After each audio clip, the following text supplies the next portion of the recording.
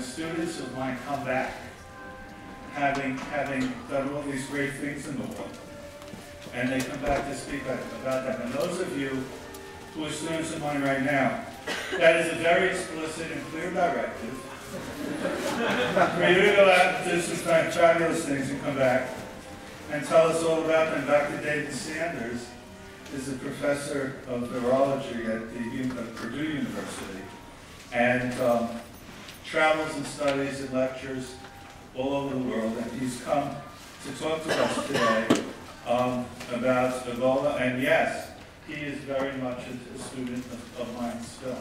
So at least I think so. So please welcome him.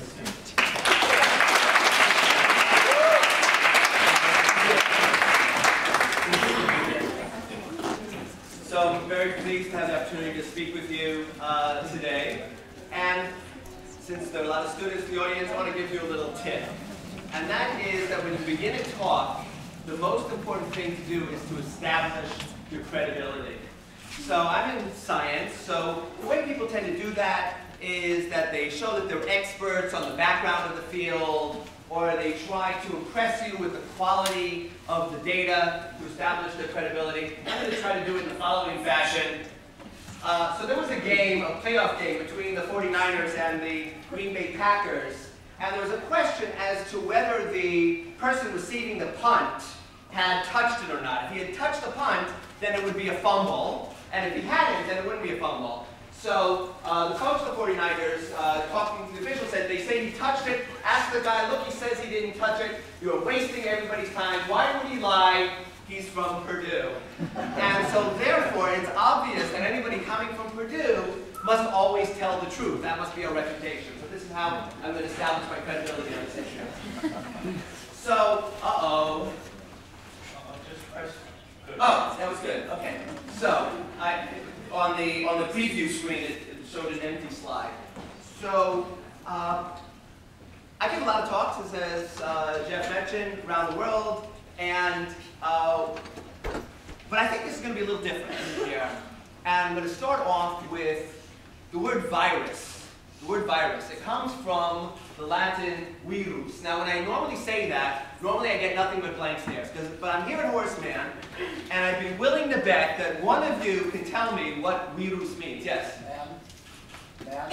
Yeah, well, so vir would mean man, but virus is from a different group. But that's good. That's good.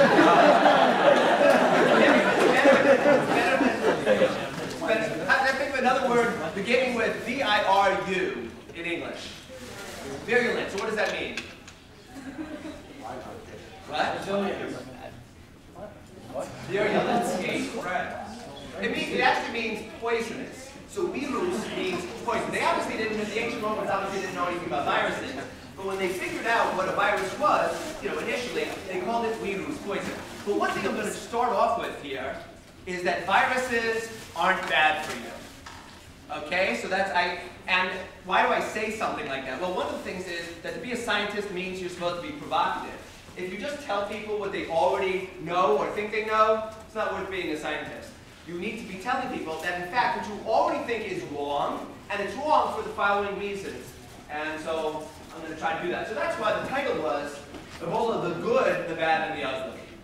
Okay, so how do we study Ebola in my particular lab? Well, it turns out that I washed before coming today, so you're all safe.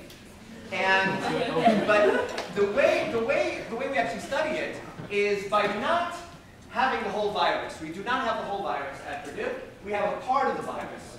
And we study this, and this is just a standard slide. I'm just going to talk about it briefly. What we do is we make a cell that produces a virus that on the inside is a retrovirus. And retroviruses are not called retroviruses because they dress like they were in the 70s, which was my time here at Horace Mann. So I remember very well the way people dressed and their hairstyles. And it's retroviruses because they go backwards from RNA to DNA. But the point is that we have a recombinant virus that's retrovirus on the inside, but Ebola on the outside. And that works. And we discovered that we actually have a patent on that. And so that allows us to study the entry of this recombinant virus, and it will now enter those cells that Ebola would enter. And biochemically, it will use the pathway that Ebola would use to enter cells. So we can study Ebola. So this is my entrance into the field.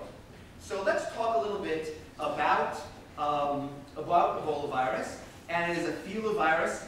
It causes a hemorrhagic fever. And you're all scared of it. And this is the largest outbreak ever. But let's just delve into a little part that you probably aren't familiar with Ebola virus.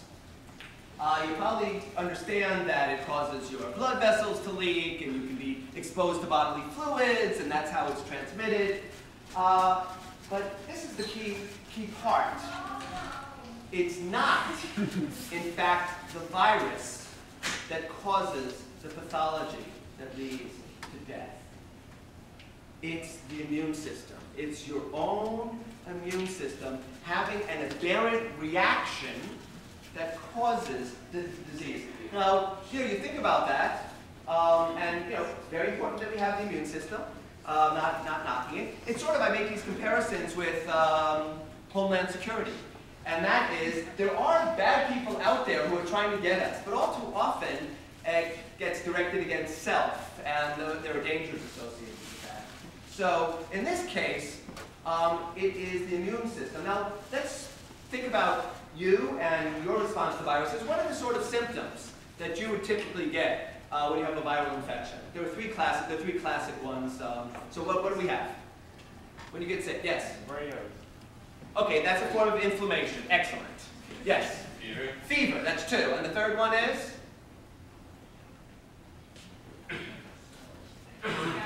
Fatigue, right?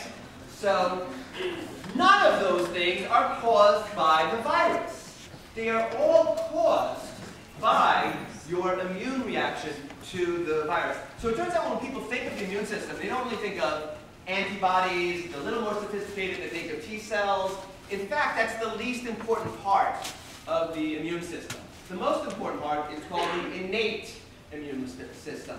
And that is a more nonspecific response, and that is what causes all those things: inflammation, fever, fatigue. It is also what causes the tissue damage due to an Ebola infection. And so what actually is knocking off your cells and damaging the cells is the immune response, not the virus itself. And that's important because if you're thinking about how are we going to treat these virus infections, focusing on the virus itself may not, in fact, be the most effective way. It might be best to try to prevent the aberrant immune response from happening. Okay, let's take a little bit a better look at some of the things that we've contributed to the field. So this is a dramatic form of the Ebola glycoprotein. We've just represented it. And what you can see is those S's. Those S's stand for sulfurs. And I want to share something with you. I know this is going to amaze you. I'm always flabbergasted every time I realize it's true. You're all familiar that proteins, polypeptides, are made out of amino acids, right? So there are 20 standard amino acids and 3 other amino acids that are also incorporated into proteins. And what astounds me is when, and I do give talks, around the world, so I'm always astounded to find out that there are people who go through their entire lives and never have a favorite amino acid. Now, I personally can't understand that, but it's true. And so those S's point out which one is mine, and it's cysteine. So I have with somebody from the art department, and I have some artwork in this. So it's cysteine, and cysteine is just a magical amino acid. But what it allowed us, by analyzing the roles of the cysteines in the proteins, we were able to figure out that the entry of Ebola virus, both structurally and biochemically, is most closely related to bird retroviruses. So the entry process of the Ebola virus evolved from an ancestor that shares a common ancestor with the bird retroviruses. So it turns out that all of the retroviruses are related. So the bird retroviruses are related to mouse retroviruses, which are related to HIV. But Ebola is more closely related to the bird retroviruses than the bird retroviruses are to the other retroviruses. So this says that Ebola and the bird retroviruses evolved from a more recent common ancestor. Since the bird retroviruses are only associated with birds, this argues that at one point, Ebola was likely to have had a bird host. Okay? Now that's not unusual. It turns out influenza A, for example, influenza A that causes about 97% of influenza infections every year, that is naturally a bird virus. When people use the word bird flu or avian influenza, those are totally silly terms because by evolutionary origin, all influenza A viruses have their origin in birds. Now, given what I said at the very beginning of this talk, what do you think it does to those birds? So we're talking about wild aquatic birds, ducks, geese. What do you think is the effect on those birds? Yes? Absolutely nothing. Absolutely nothing. That is correct. So it turns out, I'm gonna insult all of you. I like to do that. I'd be willing to bet that you guys probably have somewhere between, oh, I don't know, 6 to 8 different species of herpes viruses. The older people probably more than the younger ones. Now, for example, some of you are young enough that you got vaccinated against chicken pox. Right? So most of you probably didn't have chicken pox, you probably have the vaccine. The vaccine is a live vaccine. You carry, if you have chicken pox, that's a herpes virus, by the way, you carry that for the rest of your life. It's a good chance that a large proportion of you have been exposed to Epstein-Barr virus. That's a herpes virus. You have that for the rest of your life. What harm is it doing to you? Practically nothing. And the reason is that these viruses have evolved with you and your primate ancestors over the course of millions of years. Viruses evolve not to cause harm to their hosts. The viruses that cause us harm are called zoonoses that have traveled from other animals to us. So they've hopped over. And because there's a mismatch between the virus and the immune system, that's what causes the harm. Viruses don't want to cause harm. You know, a virus just wants to do what you want to do. And this is horseman, so we can talk about the meaning of life. And from a biological perspective, the meaning of life, people used to say, when I was here, they would say it was to replicate, or sorry, it's not to replicate. It's to transmit your nucleic acid. That's the modern definition of the purpose of life. And that's all a virus wants to do. I often get asked, is a virus alive? It turns out viruses are a life form. You can distinguish between a live virus and a dead virus. They're not an organism, but they are a life form. And all they want to do is transmit their nucleic acid. So why should they damage their host? There's no reason in being a virus that you want to damage your host. It doesn't make any sense to damage your host, right? Your host is responsible for your future. And so, in fact, viruses evolved not to damage their host. So that's why I'm pointing out the fact that viruses aren't really bad for you. It's not their fault. It's a mismatch between them and the immune system. In any case, the normal natural host of a virus, there tends to be more genetic diversity in that host, and it also tends not to harm that host. So most people for Ebola and Marburg, which is also a filovirus, have their bets on bats as the natural host. I don't disagree with that. There's some good evidence. It's somewhat equivocal. But birds really haven't been looked into. And as we know, for example, with influenza can hop from the birds to pigs before it makes it into humans. So we have that sort of balance. And also, I'll just point out, we can actually give it back to the pigs as well. So you remember 2009, the H1N1 swine flu? That virus was a descendant of the 1918 influenza, killed 20 million people, and we gave it to the pigs. And it was evolving separately in the pigs for all those decades. It's a great story. But in any case, and then it came back into the human population in 2009. So we can be just as dangerous to other animals as they can be to us. Now, another thing that we accomplished in the lab was to make a better Ebola virus.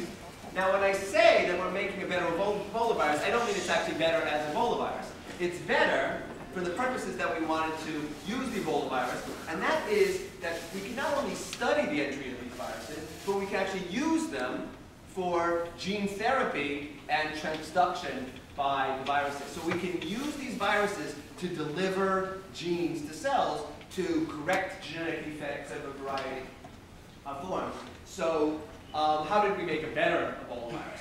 Well, we took this region that's in black. It's called the mucin-like region. It's a region of heavy O-like oscillation. It doesn't really matter. And I thought, you know, it's a very variable region. If we just took it out of the protein would be just fine. It would just work just fine. It turns out, that we found out by removing it, it actually works 75-fold better for entry into cells. And what it turned out was, and this is most important, that what we did genetically by removing this region, so we made a gene that encoded the protein that was missing this region, we actually were mimicking, we didn't understand it at the time, we were mimicking the natural process by which the virus enters a cell. It turns out that once the virus enters the cell, that region is removed by cellular proteases. It just cut out, just like we had done genetically. This is done biochemically, and that primes it for action. But the other interesting thing, which is important about this, and it's relevant to viral infection and treatments, the various treatments that are being discussed now for Ebola, is that this region seems to be playing a role as an immune decoy. So what do I mean by an immune decoy? Well, this part is sort of sticking outside of the virus and saying, attack me, attack me. So the immune system attacks this region. But this region, I just demonstrated to you, is not important for infection. So what happens is, it's saying, attack me, protecting the other parts of the virus from being recognized by the immune system, and then it can readily mutate and escape the immune response. So when we're thinking about vaccination and potential treatments, we need to take this into account, that this is where most of the immune response is taking place, and that the virus has a mechanism for escaping it very readily, and it's not going to have any deleterious effects on the virus to change it, because this part isn't playing any role in the entry of the virus into cells. Excellent. So what good is this? What can we do with this? Well, it turns out that the reasons we've decided to look at viruses for means of delivering cells of nucleic acid to cells is that they've had an awful long time to figure out how to do it. Now, we human beings only figured out how to introduce nucleic acid into cells maybe 60, 70 years. But they've had a billion years to figure it out. So if we could piggyback on their capacity, we may be able to deliver genes. And if you're thinking about it, if you're trying to deal with a particular type of disease, let's take sickle cell anemia, right? It's a single gene, and if you could put in the correct gene into the precursors of red blood cells, you could cure the disease. So you want to target the virus to those particular cells. It doesn't do any good, it'll probably do harm, to have hemoglobin being expressed in your kneecap cells, right? You want it specifically to be in the red blood cell precursors. Viruses have already figured this out. They go into specific cells. They will target specific cells. Not only that, they will target particular membranes of specific cells. So this is, I bet you this, you've not covered this even in your AP bio class, but virtually all cells in your body are what's called polarized. That is, they have differentiated membranes. You may think of dendrites and axons if you're talking about neurons, but for other cells, epithelial cells, you're talking about what are called the apical and basolateral membrane. And I know this is a little technical, but it's important here. So let's think about your gut. You guys had lunch relatively recently, and the lining of your gut, it turns out that the lining of your gut is what we say topologically outside your body. It's outside your body. For something to get into your body, it has to go through a cell layer to get into your body. So it's topologically outside your body, and in the course of development, in fact, what is lining your gut starts off on the outside. So that membrane that is posed to the outside world that's sitting there is called the apical membrane. And the other membrane that has to do what every single cell has to do, which is be in contact with the bloodstream, is called the basolateral membrane. If you think about it, where do you want your hormone receptors to be? Do you want them to be on the apical membrane or the basolateral membrane? Basolateral, that's right, basolateral membrane. You don't want them to be responding to the hormones that were present in the ham sandwich that you had for lunch. Okay? And it turns out that pig hormones are remarkably similar to human hormones. You want them to be on the side, responding, potentially to respond to those in the bloodstream. There is sorting of proteins, and it's better than 99 to 1 that they go to one membrane or the other. So they're all, well, viruses have figured that out. And viruses go in and out of particular membranes. So for example, influenza virus will go in and out of the apical membrane because that's the part that's exposed in your lung to the outside world. Well, what we were able to figure out is that Ebola and Marburg will go in through the apical membrane. And we showed this for human lung airway epithelial cells. That goes in and out, it goes in through the apical membrane. This is important for two reasons. One is that we were considering this as a potential treatment for cystic fibrosis. So cystic fibrosis is the most common serious genetic disease amongst Caucasians. Inability to jump is not a serious genetic disease. And so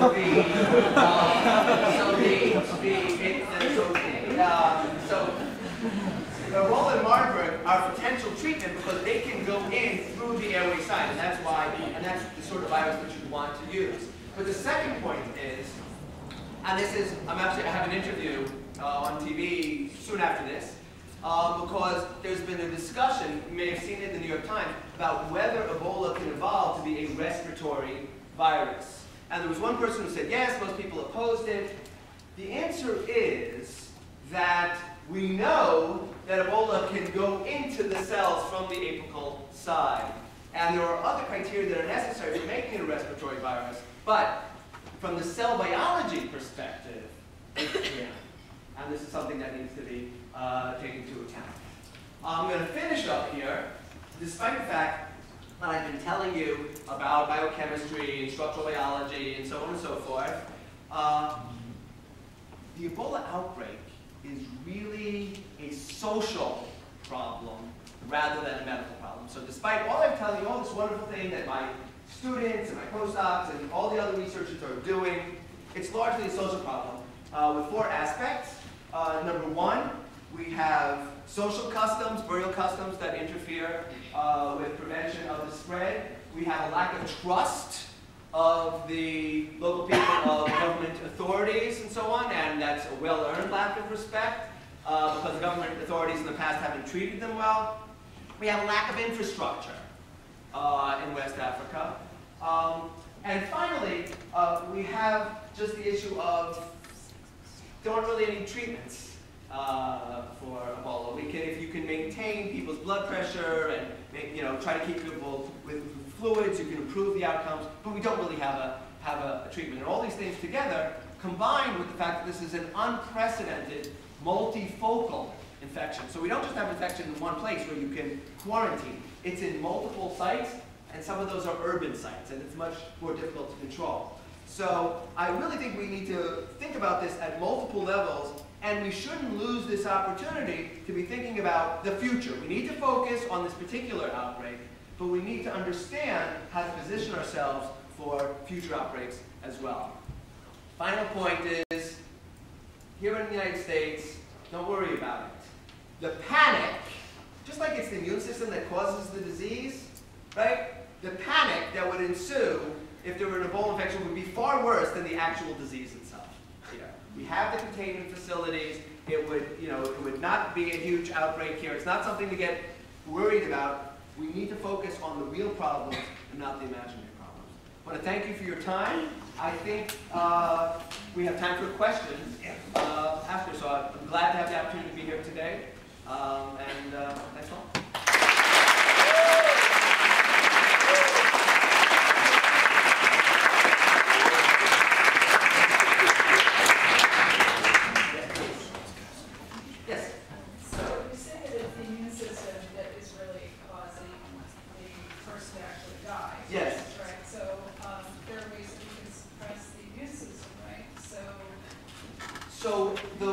So it turns out, I may or may not have mentioned this, so people focus on the T cells and antibodies. This is the innate immune system, right? So these are the cytokines. This is the more important part of the immune system, really. So these are the cytokines and so on. We've only understood that part of the immune system for the last 20, 25 years. Now, I do predict that that is where a lot of the focus, a lot of the advances in treatment of viral bacterial diseases and so on will be at that place exactly in the future. But we don't really understand enough about it to control it yet. But that's, I'll give you, we spoke about 1918, so never call it the Spanish influenza, by the way. That's common, there's nothing Spanish about it. 1918 influenza, it's an H1N1, much better terms. That mostly affected people 18 to 30, in the prime of their life. It was mostly due to the immune system. And in that particular case, what happens is, influenza, the immune reaction against it, causes the tissue damage in the lung, and then Cryptococcus, a bacteria infection, comes in and causes the pneumonia, which actually kills you. So that's true for influenza viruses in general. It's not the, even in the United States, somewhere between 10 and 50,000 Americans die from influenza every year, but it's mostly people over 65. In that case, it's people who have a diminished immune response, but once again, it isn't the virus itself, which is the proximal cause of death. It's normally a bacterial infection that's consequent. Yes, please. Yes, are you interested for your own research looking at Ebola as a gene therapy? Yes. That's what it is. Yes. So yeah, so that is, the idea is to piggyback on, and we haven't just done this with Ebola, we've also done it with a class, I also have a patent on that, on a class of viruses called alpha viruses, and they target different types of cells. So for example, in the brain, they target specifically glial cells and not the neurons. And there are certain diseases that you would want to treat that way. I mean, if you wanted to treat a liver disease, you might want to use hepatitis C as the delivery mechanism. So we are, yes, we do work on that. And it turns out that the Ebola that we invented, which was removing that region of glycosylation, that's the one that's always used to deliver genes because it works so much better. How do you control where that gene goes? I've always wondered about that. So you can't really control where it goes into the genome. Yeah. Is that what you're asking, or which cells? Exactly. In the genome, you can't control that. There was an idea, there's a particular virus called adeno-associated virus that has a specific insertion site, and people thought it was going to insert with that in the recombinant realm. It doesn't. So you can't really control that, and that's one of the risks. That is something that is associated with retroviral insertion, is sometimes you can get cancers out of it. That's pretty rare, and in this case, we're trying to make the virus non-replicating. And so it's only, in the past, we've only seen it when we have replicating virus that you get, poor insertions that lead to transformation. But it's always a concern. With any sort of medical technology, there are always risks and benefits. And I have been an advocate actually for going more slowly towards human gene therapy trials. I'm involved in some of the discussions about that. But I do think that we're finally approaching the time when human gene therapy will be a reality, and then that brings all of its own social questions. Who gets it? Who pays for it? Is it going to be mostly used for curing, male pattern baldness? We're going to use it for cosmetic purposes rather than actual medical purposes. So all those issues, are we going to use it for just somatic cells or gene line, germline cells? And there are very important discussions that need to be had about those issues as well. Some students, yes, please. As you just discussed, you are planning on using, or there's a chance that you can use the Ebola virus for gene therapy. Yes. Don't you think there is an issue, though, at least on a publicity level, that the fact that there is this sort of panic going on and people are worried of the Ebola virus, that they would not be receptive to using the Ebola virus for gene therapy? That's always the case. It turns out that one of the most commonly used parts that goes on the inside is derived from HIV. Now, so you would think that there would be that same sort of issue. These viruses cannot replicate, and so that's a very important thing to make sure they can't replicate. But they cannot replicate, and it's not really Ebola. I mean, it has a piece of Ebola in it, but it isn't. It has no Ebola nucleic acid in it, for example. So those are always a concern, and they're legitimate concerns. But you know, those people who have been successfully treated by gene therapy, we have some in the last few years. You know, it's been very important for them. And again, my whole point is that viruses, there's nothing inherent to being a virus that means you have to be harmful, right? And I think that's an important message. I'm going to tell you something else. You're all going to be, I don't know, some of you are going to be shocked right now. Hey, most of you, what day is today? Friday, right? So most of you probably think of yourselves as human beings, right? Most days, right? Probably think of yourselves as human beings. Let's test that concept. What's the ratio of bacterial cells to human cells in you and on you right now? What?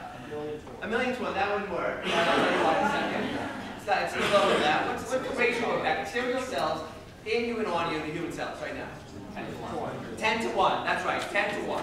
10 to 1. They're about 1,000th the volume of a human cell. So that means 1% of your weight right now is bacterial cells. Since they outnumber you, you are in fact nothing more than an ecology for bacterial cells.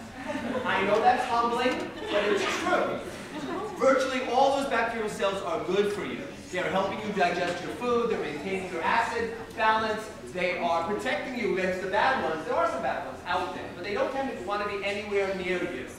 Okay, so you are in fact an ecology for bacterial cells. Let's talk about viruses. Okay, your genome. You think of yourselves as human beings, you probably think you have human DNA. Let's test that concept. What percentage of your DNA actually encodes you? That is turned into RNAs that either have structural roles or are translated into proteins. 5%. 4%. 1 to 3%, depending on how you look at it. What percentage of your genome controls that 1 to 3%?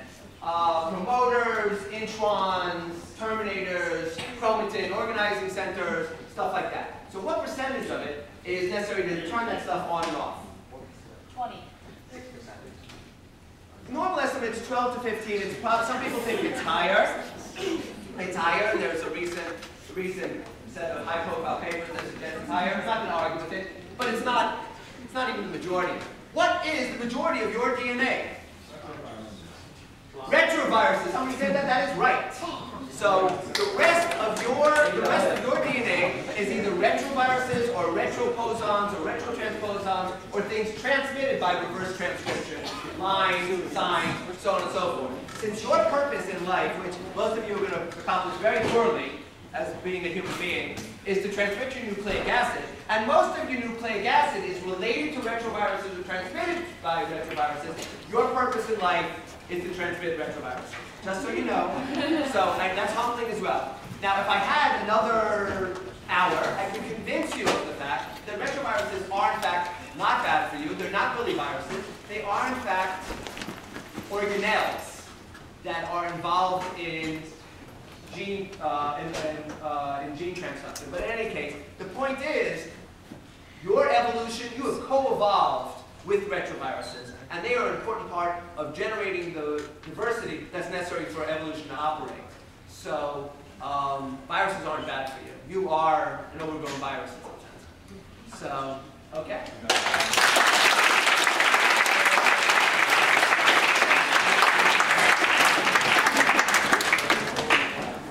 Thank you so much. So it's a pleasure to have you back.